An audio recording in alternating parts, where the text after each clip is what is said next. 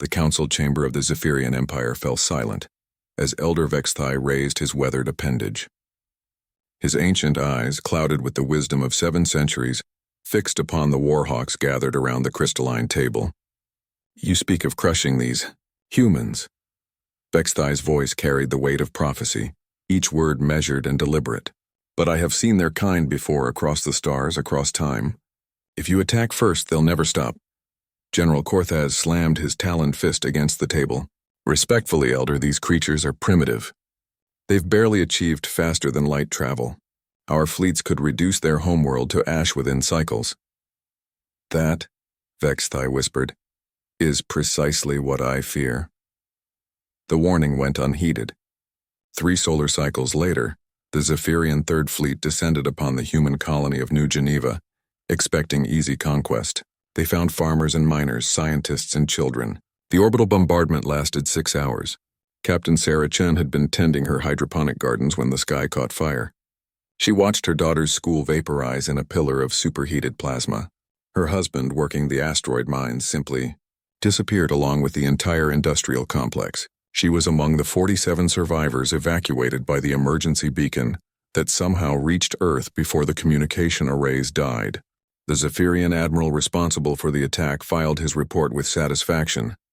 Minimal resistance encountered. Human settlement destroyed. No survivors detected. He was wrong about that last part. The news reached Earth's parliament 6 days later. The footage was grainy, transmitted by Chen's rescue ship's emergency recorder. Children running from falling buildings. Entire city blocks turned to glass. The timestamp showed the attack had lasted 6 hours, far longer than any military necessity required. Ambassador Liu Wei stood before the Galactic Council, his voice steady despite the rage burning in his chest. We call for immediate sanctions against the Zephyrian Empire for this unprovoked act of genocide. The Zephyrian delegate, a young aristocrat named Veltar, barely suppressed his amusement. Genocide? We eliminated a military outpost threatening our trade routes. New Geneva was a farming colony. Population 30,000 civilians. Our intelligence indicated military installations. A school. Liu Wei's voice grew quieter, more dangerous. You're claiming a primary school was a military installation. The council voted. 47 species abstained. 23 voted for sanctions. 12 voted against. The Galactic Accord required a 2/3 majority. The motion failed. Elder Vexthai approached Liu Wei after the session. I tried to warn them, the ancient being said, his translator struggling with the complex harmonics of regret in his voice. Liu Wei studied the alien prophet. Warn them about what exactly? Your species has a word, I believe. Spite. 3 months later, the first human warship rolled out of the Luna City shipyards. The UES Retribution was ugly by galactic standards, angular where others were curved, bristling with weapons where others had elegant lines. Its armor was too thick, its engines too powerful, its crew too angry. Captain Sarah Chen stood on its bridge. The Retribution's first target was a Zephyrian mining operation in the Kepler system. Chen gave them the same warning the Zephyrians had given New Geneva. None at all. But unlike the Zephyrians, she opened communication channels as the mining platform burned. This is Captain Chen of the UES Retribution. You killed my daughter. You killed 30,000 of our people. We're coming for every Zephyrian military asset in this sector. Surrender now and we'll accept it. Fight, and we'll take it anyway. The mining platform's commander laughed. One ship? You mammals are truly insane. No, Chen replied, watching 17 more human vessels drop out of FTL around the platform. We're thorough. The Zephyrian Empire lost 12 military installations in 6 months, then 37. Then their border worlds began evacuating as human fleets appeared on long-range sensors. General Korthaz, the same officer who had dismissed Elder Vexthai's warning, found himself commanding the defense of the Empire's core worlds. His tactical briefings grew increasingly desperate. They're not fighting like any species we've encountered, he reported to the council. They don't seek territory or resources. They don't negotiate. They just advance. What do they want?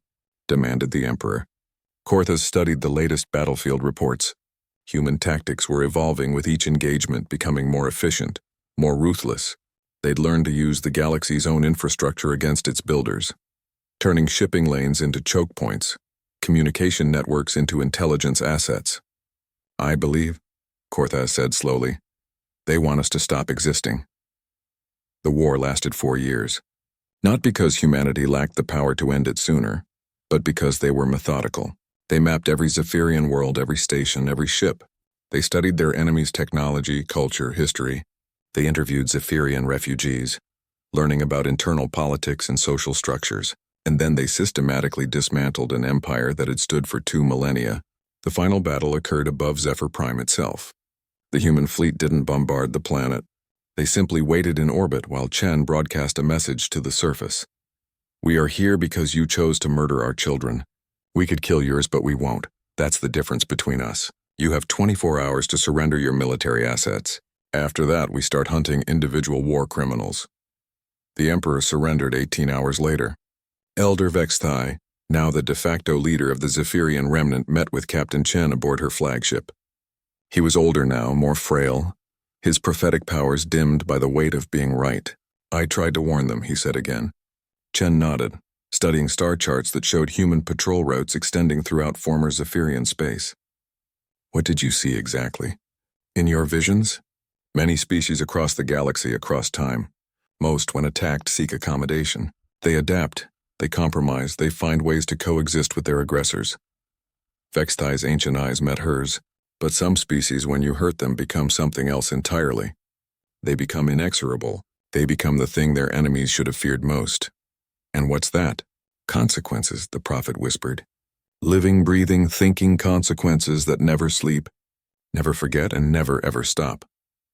Chen looked out at the stars, at the growing network of human worlds and stations that now formed a wall between Earth and any future threat. Good, she said quietly. Let the galaxy remember that. The Zephyrian Empire fell not because humanity was stronger, but because they had made a fundamental error in calculation. They had mistaken human civilization for human nature. They had attacked farmers and expected soldiers. They had killed children and expected mercy. Elder Vexthai had tried to warn them. If you attack first, they'll never stop. He was right. And now, 3 generations later, when young species asked the galactic historians why no empire had threatened Earth since the Zephyrian War, the answer was always the same. Because the humans are still out there, still watching, still remembering, and they haven't forgotten how to stop being consequences.